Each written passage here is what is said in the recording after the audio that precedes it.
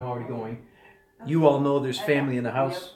You feel free to make normal noise. I don't. The only thing I don't like is fussing and fuming, of which there was none before we started this video. Okay, so this is my first layer of light, I call it.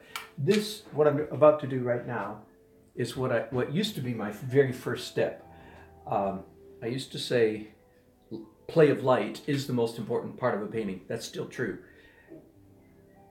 Interesting marks is the essence of verb doing painting, but a painting, the most important aspect of it is play of light. I want to be clear about that. And because of that, I used to say, so start with the light. I've changed that slightly. Now I start with an abstract composition underneath the light, and then I did a quick drawing, partly because I can do that while this is still wet. This next layer I couldn't do.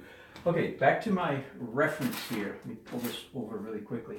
I am doing a view of downtown Raleigh from the north, a typical lousy photograph. I painted this originally on plein air. I set up my easel and did this painting. Here's the painting I did a year ago.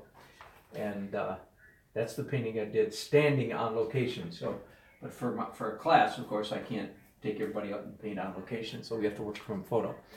So one of the challenges of an evening painting like this is play of light's number one, but your play of light either has to be primarily sky, natural light, sunlight, or man-made light. One or the other. They can't be competing. They can't be even Steven. One has to be dominant, the other subdominant.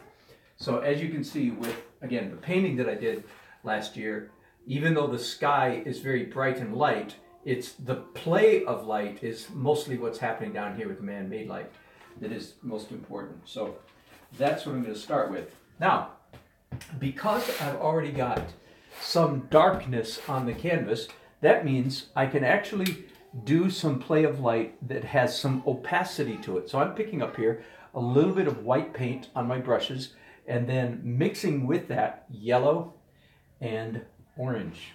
Okay? That's a little bit too orange. Let me go back and get a little bit more yellow. Okay, so play of light, and this is also very abstract, very kinesthetic.